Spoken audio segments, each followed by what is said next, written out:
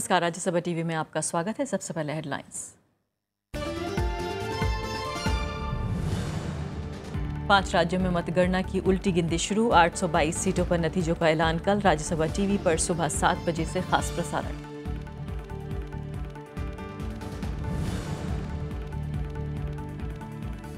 लोक लेखा समिति की पहली बैठक में उठा अगुस्ता वेस्टलैंड मामला। बीजेपी ने की जांच की मांग। टीएमसी के जांचकर्ता पर सवाल।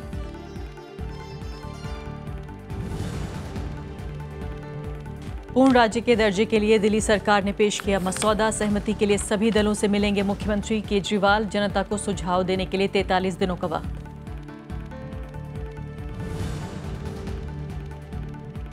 गिरफ्त में आया गोधरा कांड का मुख्य आरोपी फारूक भाना। गुजरात एटीएस ने कलोल में किया गिरफ्तार। 14 साल से पुलिस को थी तलाश।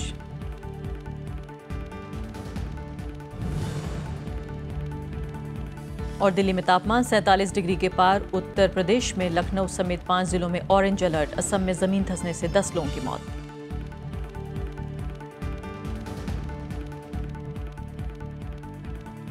और अब पहली खबर।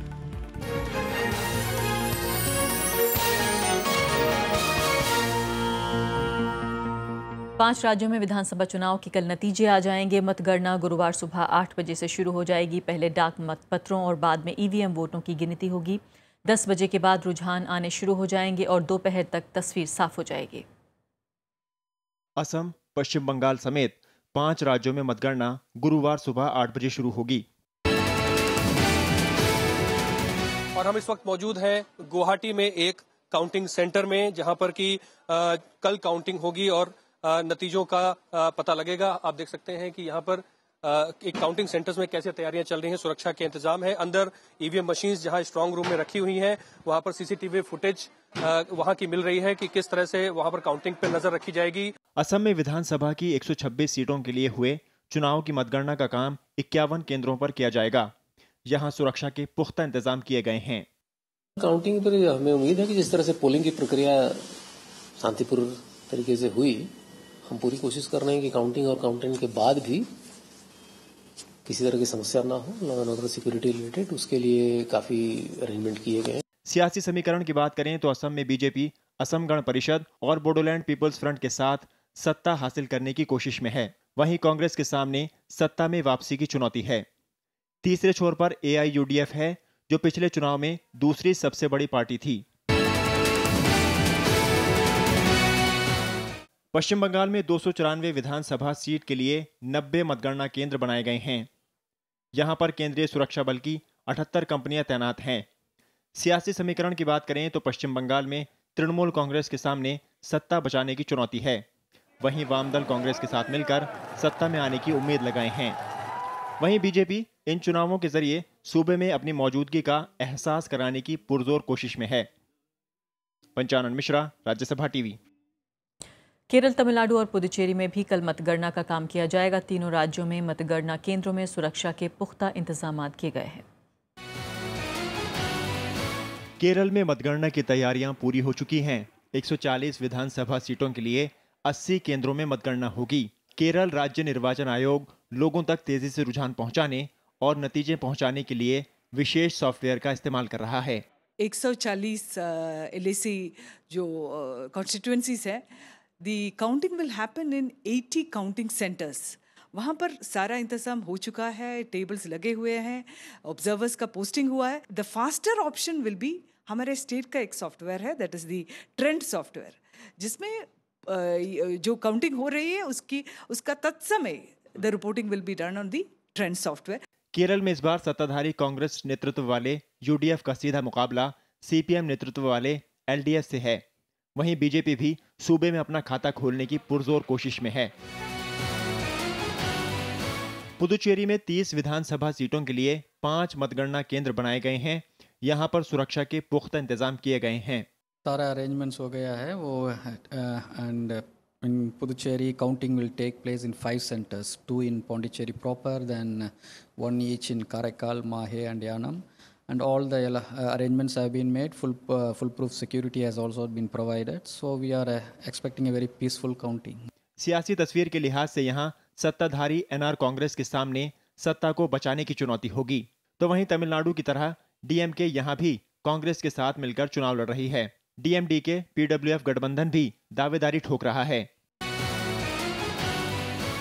तमिलनाडु में विधानसभा की 234 में से 232 सीटों पर चुनाव हुए हैं। इसके लिए मतगणना का काम 68 केंद्रों में किया जाएगा। पहले हम पोस्टल बैलेट काउंट करना शुरू करेंगे और 8:30 बजे के बाद इलेक्ट्रॉनिक वोटिंग मशीन से काउंटिंग शुरू करेंगे। आई थिंक हम 11 साढ़े 11 बजे तक हम ऑलमोस्ट खत्म कर देंगे और जो कैंडिडेट को सर्टिफिकेट है उसमें थोड़ा और टाइम लगता है, तो उसके लिए 2-3 बजे तक उनको मिल जाएगा। तो 3 बजे तक का हमारा पूरा तमिलनाडु में रिजल्ट आ जाएगा। सियासी तस्वीर पर नजर डालें तो सत्ताधारी AIADMK का सीधा मुकाबला डीएमके और कांग्रेस के गठबंधन के साथ है, जबकि तीसरे छोर पर डीएमडीके पीडब्ल्यूएफ गठबंधन दावेदारी ठोक रहा है। वहीं पीएमके और बीजेपी भी अपनी मौजूदगी दर्ज कराने की पूरी कोशिश में हैं। अखिलेश सुमन, विशाल दहिया के साथ रविंद्र सिंह चौरान, राज्यसभा टीवी। वरिष्ठ पत्रकार शेखर अय्यर इस वक्त हमारे साथ मौजूद हैं स्टूडियो में। राजनीतिक संपादक हैं वो डेक्कन हेरल्ड अखबार के। बहुत बहुत स्वागत है आपका शेखर अय्यर साहब। सबसे पहले मुझे बताइए कि कितना महत्वपूर्ण आप इन चुनाव नतीजों को मानते हैं और ख़ासकर ये कैसे वक्त पे आ रहे हैं जब मोदी सरकार अपने 2 साल पूरे कर रही है। देखिए, 2014 के बाद हर असेंबली चुनाव का बड़ा असर रहा है। दिल्ली चुनाव हो या बिहार के चुनाव हो और अभी ये जो 5 राज्यों में, उससे पहले ठीक लोकसभा चुनाव के बाद हरियाणा में चुनाव हुआ, महाराष्ट्र में चुनाव, उसका भी असर था।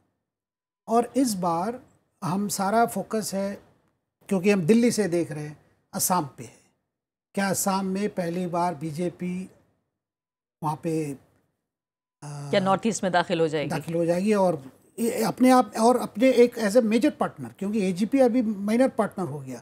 पहले सिचुएशन में एजीपी मेजर था, ये बीजेपी माइनर, अभी तो बीजेपी खुद है। तो ये बड़ा वेरी बिग ये एंड आफ्टर मतलब दिल्ली और बिहार के बाद ये एक प्रकार से उनको क्लॉक रिवर्स करने का एक मौका है कि ये कहने के लिए भाई वो जो करंट चल रहा था वो नहीं है, ये अलग है। तो यानी अगर ये मान लें कि असम में बीजेपी की सरकार बन रही है तो क्या आपको लगता है कि पूरे नॉर्थ ईस्ट की, पूरे उत्तर पूर्व की राजनीति इससे प्रभावित होगी? नहीं, मैं नहीं मानता हूँ कि पूरा, क्योंकि हर स्टेट में नागालैंड की सिचुएशन अलग है, मणिपुर में अलग है, तो ऐसा नहीं कह सकते। लेकिन एक प्रकार से वहाँ के जो कार्यकर्ता हैं बीजेपी के, उनके लिए एक बड़ा इंस्पिरेशन हो सकता है। और वैसे देखा जाए, हो सकता है असम का असर त्रिपुरा में पड़े, क्योंकि जहाँ त्रिपुरा में कांग्रेस बहुत दिनों से कुछ ज़्यादा उसका रिवाइटलाइज नहीं हुआ है, वहाँ लोकल म्यूनिसिपल चुनाव में बीजेपी जीते हैं।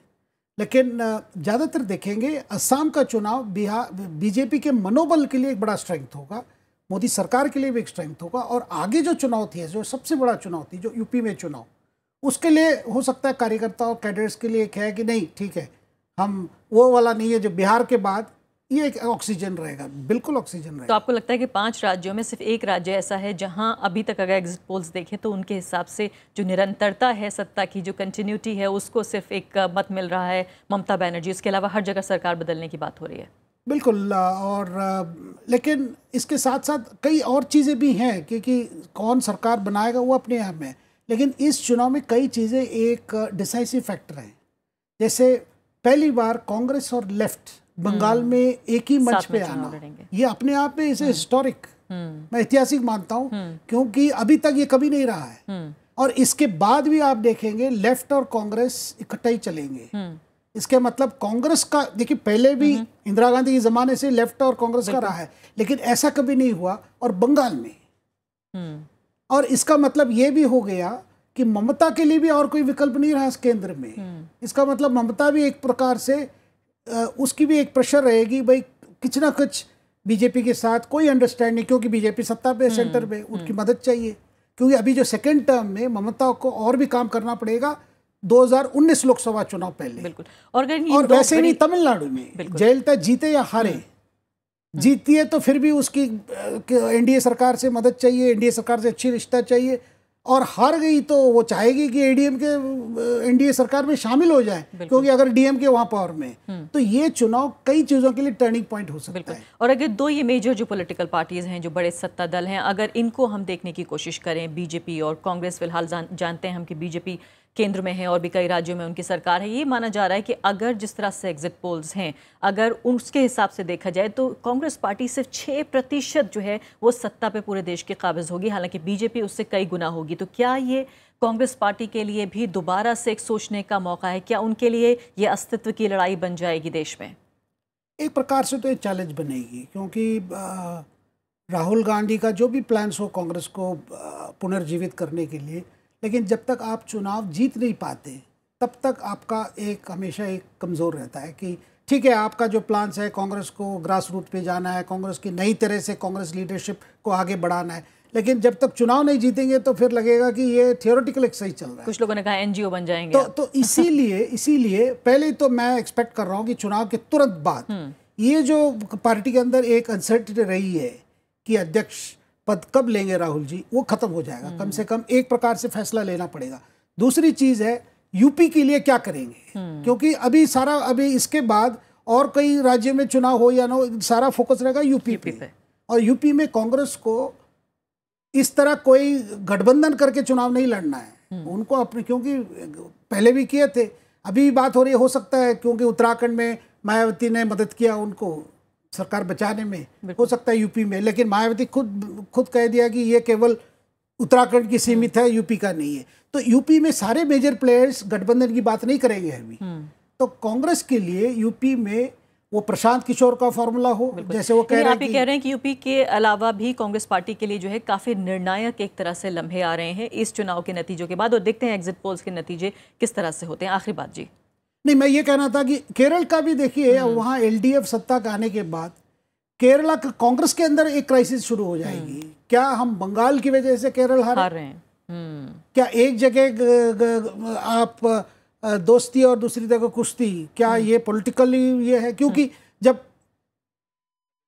अभी भी यूडीएफ उतना कॉन्फिडेंस नहीं खोया है एग्जिट पोल से। केरल के लीडर्स अभी भी कह रहे हैं, बल्कि कहा जा रहा है कि बहुत ज्यादा एंटी इनकम नहीं, अगर बीजेपी वोट काटेगी तो एलडीएफ की काटेगी और यूडीएफ आ जाएगी, ये बात कांग्रेस कह रहे हैं। जी चलिए, बहुत बहुत शुक्रिया आपका शेखर साहब स्टूडियो में आने के लिए, चर्चा के लिए। तो ये थी हमारी पहली खबर।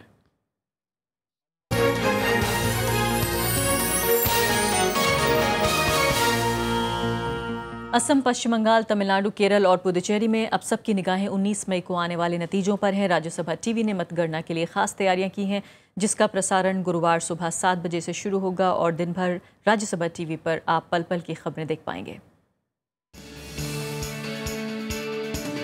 5 राज्यों में हुए चुनाव की शानदार कवरेज के बाद अब बारी है सटीक नतीजों की। राज्यसभा टीवी एक बार फिर आपको देगा हर राज्य के चुनाव नतीजों से जुड़ी खबर दिन भर लगातार। मतदान केंद्रों पर हमारे संवाददाता मौजूद रहेंगे। कोलकाता, गुवाहाटी, चेन्नई, तिरुवनंतपुरम, पुदुचेरी, हर जगह होगा राज्यसभा टीवी। असम में किसके हैं आसार, किसे मिलेगी मात और कौन बनाएगा सरकार? तमिलनाडु का क्या होगा परिणाम? जयललिता बनाएंगे इतिहास या करुणानिधि बनाएंगे सरकार? क्या एक बार फिर रहेगी यूडीएफ की सत्ता बरकरार या एलडीएफ को मिलेगा जनादेश? क्या होगा इस बार? क्या रंगास्वामी फिर से बनेंगे मुख्यमंत्री या कांग्रेस बनाएगी सरकार? और क्या बढ़ेगा बीजेपी का जनाधार? पुडुचेरी से देखिए पल पल की खबर। सुबह 7 बजे से राज्यसभा टीवी पर यह खास पेशकश जारी रहेगी गुरुवार को दिन भर। हमारे साथ आप देख सकेंगे सबसे सटीक नतीजे, जिनका विश्लेषण करेंगे मशहूर राजनीतिक जानकार।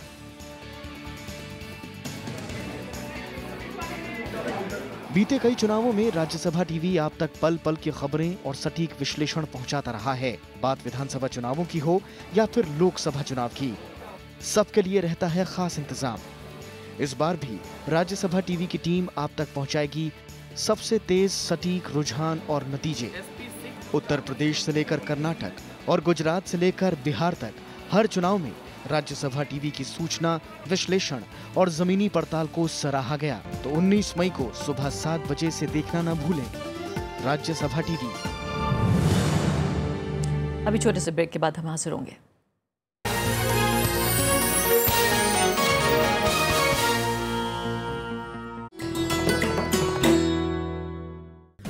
एमसी मैरी कॉम सफलतम भारतीय महिला मुक्केबाज, विश्व चैंपियनशिप में 5 स्वर्ण और 1 रजत, लंदन ओलंपिक्स में कांस्य और एशियन गेम्स में कांस्य पदक विजेता। 5 फीट 2 इंच लंबी मैरी को किया जाता है दुनिया की सफलतम महिला मुक्केबाजों में शुमार। खेलों में वरिष्ठ योगदान के लिए उन्हें मिले हैं पद्म भूषण, अर्जुन अवार्ड और राजीव गांधी खेल रत्न पुरस्कार।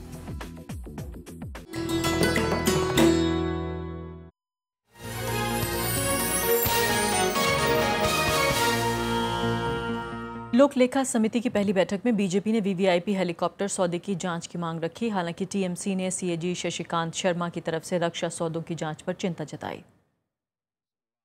संसद की नवगठित लोक लेखा समिति की बुधवार को पहली बैठक हुई।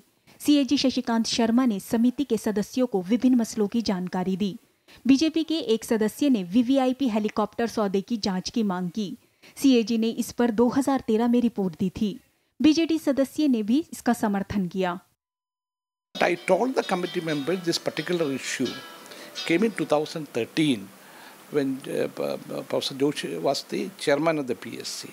So he has gone through that, but they did not take that subject at that time. And after that, there is no further development. And any issue which is before the court of law or before investigation, usually we don't take. TMC के एक सदस्य ने CAG Shashikant Sharma की ओर से रक्षा सौदों की जांच पर चिंता जताई। पार्टी सदस्य का कहना था कि शर्मा पहले रक्षा सचिव रह चुके हैं, इसलिए हितों के टकराव का मामला उठता है। The Supreme Court itself in that particular issue, so nothing to discuss on that because that is one of the highest judicial forum in the country. I feel too much is given by the media. बैठक में बैंकों के डूबते कर्ज और PPP model की जांच की मांग भी उठी। नवगठित लोक लेखा समिति का कार्यकाल इस साल मई से लेकर अगले साल 30 अप्रैल तक होगा। 21 सदस्यीय समिति में राज्यसभा से 7 और लोकसभा से 15 सदस्य हैं। कृति मिश्रा, राज्यसभा टीवी। जम्मू कश्मीर के हालात पर आज दिल्ली में उच्च स्तरीय बैठक हुई। इसमें गृह मंत्री राजनाथ सिंह, रक्षा मंत्री मनोहर पारिकर, वित्त मंत्री अरुण जेटली, पीएमओ में राज्य मंत्री जितेंद्र सिंह ने हिस्सा लिया। बैठक में बीजेपी अध्यक्ष अमित शाह भी शामिल हुए। बैठक के बाद जितेंद्र सिंह ने इसे महज समीक्षा बैठक बताया। उन्होंने कहा कि इस दौरान जम्मू कश्मीर के मुद्दे, आगे की रणनीति समेत दूसरे मुद्दों पर भी चर्चा हुई। इस प्रकार की समीक्षा बैठकें समय समय पर की जाती हैं और विशेषकर प्रदेश जम्मू कश्मीर में चूंकि हम सरकार में हैं तो भिन्न भिन्न विषयों को लेकर के क्या प्रगति हुई है, आगे की किस प्रकार से रणनीति रहेगी और किस प्रकार का फीडबैक, इनपुट्स और दूसरी तरह की हमें सूचनाएं उपलब्ध हुई हैं, उसके आधार पर किस तरह से आगे बढ़त करनी है, इन सब बातों को लेकर एक सामूहिक बैठक भी हुई और एक व्यापक समीक्षा हुई। मुख्यमंत्री अरविंद केजरीवाल ने दिल्ली को पूर्ण राज्य का दर्जा दिलाने के लिए बिल का मसौदा पेश किया है। इस पर 30 जून तक जनता से राय मांगी जाएगी।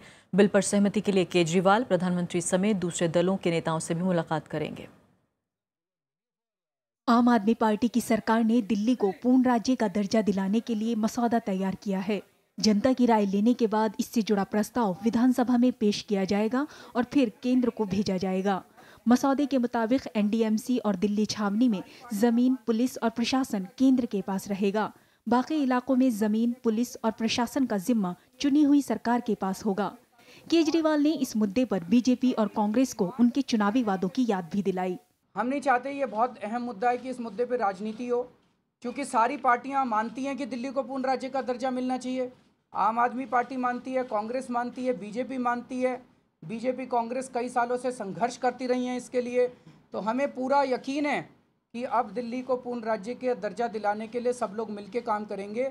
बीजेपी का मानना है कि देश की राजधानी होने के नाते वीवीआईपी सुरक्षा को नजरअंदाज नहीं किया जा सकता। आपको मालूम है कि राज्यसभा के अंदर हमारा बहुमत नहीं है। अकेले हमारे यस करने या नो करने से हल नहीं निकलने वाला। इसके लिए आपको सभी से बात करनी पड़ेगी, चाहे वो बीएसपी हो, चाहे वो कांग्रेस हो, चाहे वो समाजवादी पार्टी हो, क्योंकि राज्यसभा के अंदर 2/3 बहुमत जब तक नहीं होगा ये बिल पास नहीं होगा। इसलिए मेरा मानना है सिर्फ और सिर्फ ब्राउनी पॉइंट स्कोर करने के लिए, राजनीति करने के लिए अगर आप ये बिल लाए हैं तो कोई हल नहीं निकलने वाला।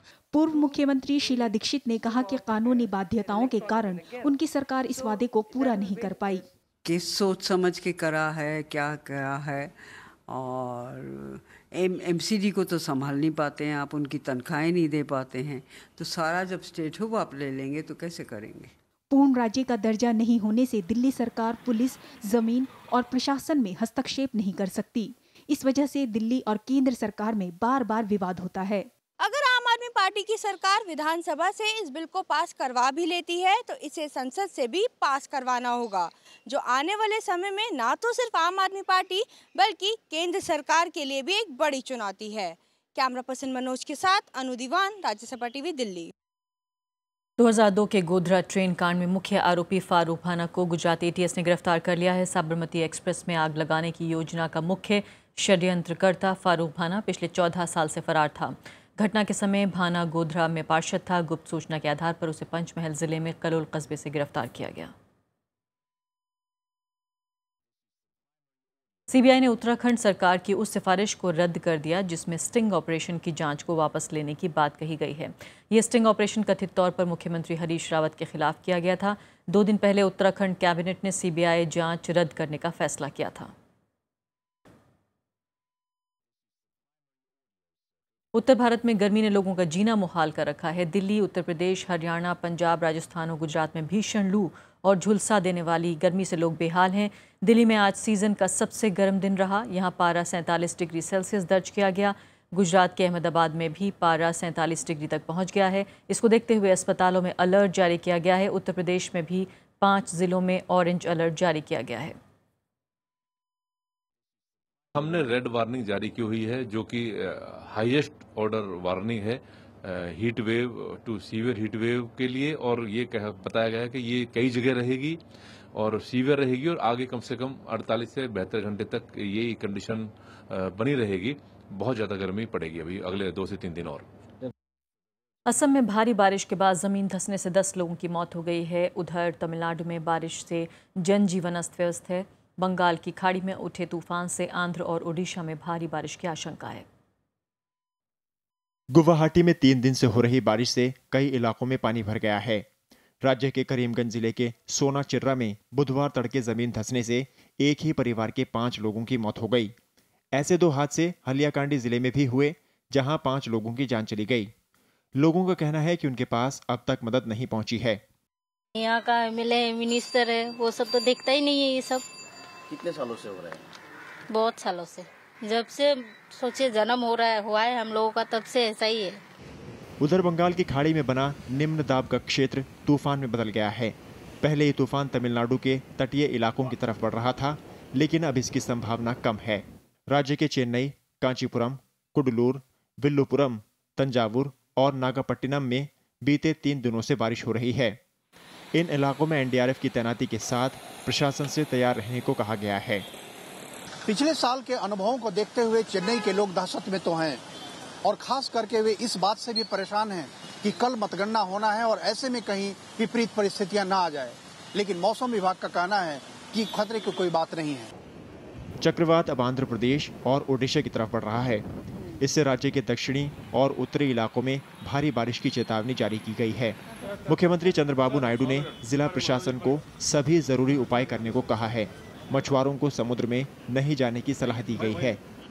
It will move away from the Tamil Nadu and moving away in north-northeast direction. It will get intensified and as a cyclone and move all along the coast of Andhra Pradesh and Odisha coast. तूफान के असर से उत्तर और दक्षिण ओडिशा में भी अगले 24 घंटे में बारिश होगी। इन इलाकों में 50 किलोमीटर प्रति घंटे की रफ्तार से हवाएं भी चलेंगी।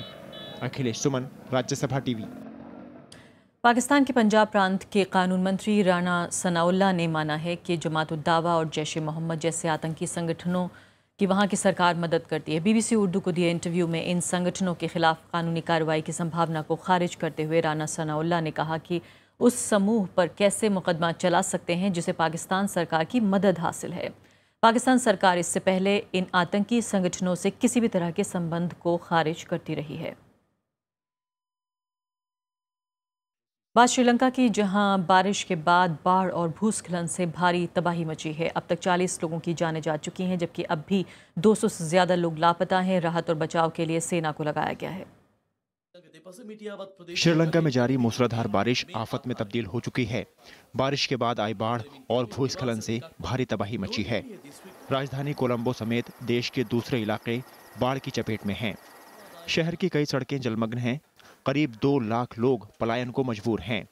बाढ़ग्रस्त इलाकों में बचाव और राहत काम के लिए सेना को तैनात किया गया है। අදත් කැබිනට් මණ්ඩලයේදී රුපියල් මිලියන 150ක් අපිට අවශ්‍ය අවස්ථාවල වියදම් කරන්න සාන සේවා දෙපාර්තමේන්තුවේට කැබිනට් මණ්ඩලයේ මුදාහරින් ලැබුවා. සෑම නිවාසයක්ම අර්ධ හානි හෝ පූර්ණ හානි ඒ හැම කෙනෙකුටම අවශ්‍ය කරන මුදල් රජයේ රක්ෂණ ක්‍රමය යටතේ ලබා දෙනවා. बाढ़ की वजह से सड़क, रेल और संचार संपर्क बाधित है। देश के 8 जिलों में भूस्खलन की चेतावनी भी जारी की जा चुकी है। श्रीलंका में 2010 के बाद ये रिकॉर्ड बारिश है। Bureau report, Rajya Sabha TV. और आइए अब देश की कुछ बड़ी खबरें देखते हैं संक्षेप में। सुप्रीम कोर्ट ने पंकज भुजबल के खिलाफ गैर जमानती वारंट पर रोक लगाने से इनकार कर दिया है। सुप्रीम कोर्ट ने उन्हें हाई कोर्ट जाने की सलाह दी है। पंकज भुजबल दिल्ली में महाराष्ट्र सदन निर्माण में घोटाले के आरोपी हैं। गृह मंत्रालय ने भ्रष्टाचार के आरोपी अंडर सेक्रेटरी आनंद जोशी को निलंबित कर दिया है। उन्हें एनजीओ के जरिए विदेशी चंदा जमा करने के आरोप में रविवार को गिरफ्तार किया गया था। गोवा में रेप के आरोपी विधायक एटेंसियो मोन्सेराटे को जमानत मिल गई है। इसके अलावा इस मामले में शामिल लोगों को 25,000 रुपए के बॉन्ड और इतनी ही श्योरिटी पर जमानत मिली।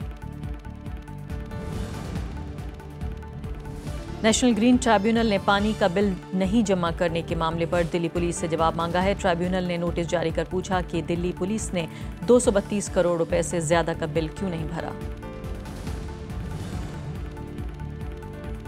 भारत दौरे पर आए एप्पल के सीईओ टिम कुक ने बुधवार को सिद्धिविनायक मंदिर में दर्शन किए। कुक हैदराबाद में न्यू डिजिटल मैप सेंटर बनाने का ऐलान कर सकते हैं। वो प्रधानमंत्री नरेंद्र मोदी से भी मुलाकात कर सकते हैं। भारत ने बुधवार को ओडिशा के चांदीपुर से पृथ्वी 2 मिसाइल का टेस्ट किया। स्वदेशी टेक्नोलॉजी से बनी ये मिसाइल न्यूक्लियर हथियारों के साथ 350 किलोमीटर तक दुश्मन पर मार कर सकती है। शेयर बाजार में बुधवार को गिरावट देखी गई। सेंसेक्स 126 अंक की गिरावट के साथ 25,647 पर बंद हुआ। वहीं निफ्टी 38 अंक गिरकर 7,852 पर बंद हुआ। पाकिस्तान के पेशावर में सिलसिलेवार विस्फोट में एक पुलिसकर्मी की मौत हो गई जबकि 19 लोग घायल हो गए। धमाका सुरक्षा वाहन को निशाना बनाकर किया गया था। किसी भी आतंकी संगठन ने अभी तक जिम्मेदारी नहीं ली है। सुप्रीम कोर्ट ने 22 मई को होने वाले बीसीसीआई चुनाव पर रोक लगाने की याचिका पर सुनवाई से इनकार कर दिया। बिहार क्रिकेट एसोसिएशन ने दागी उम्मीदवारों को चुनाव से दूर रखने की अर्जी दी थी। निरंकारी बाबा हरदेव सिंह का बुधवार को दिल्ली के निगमबोध घाट पर अंतिम संस्कार किया गया। अंतिम संस्कार में शामिल होने के लिए लाखों की तादाद में लोग इकट्ठा हुए। 13 मई को कनाडा में एक सड़क हादसे में उनकी मौत हो गई थी।